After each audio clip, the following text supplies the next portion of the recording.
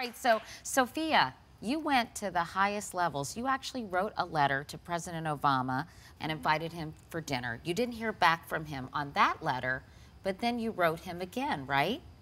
And you did hear back from him. And before we hear his response, can you read the letter that you wrote to the president for us? Sure. It's Dear Barack Obama, it's Sophia Bailey-Klugh, your friend who invited you to dinner.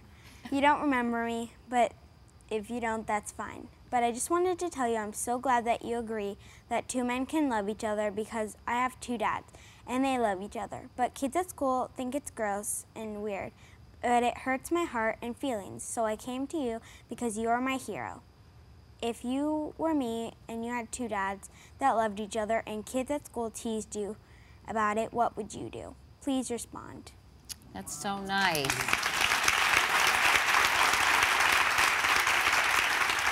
So I'm assuming that you all helped Sophia dress the envelope and send it off to the White House. Were you surprised when she got an answer from the president?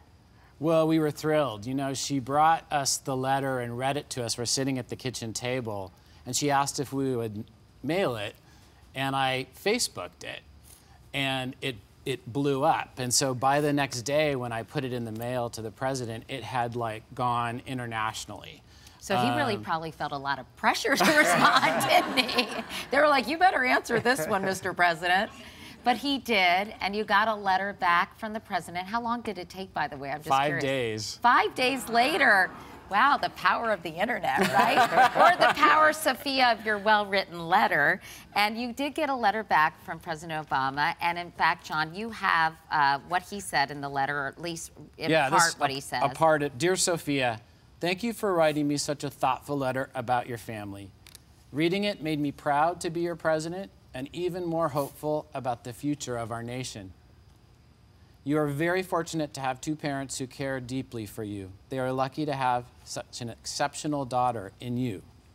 A good rule is to treat others the way you hope they would treat you. Thanks again for taking the time to write to me. I'm sorry I couldn't make it to dinner.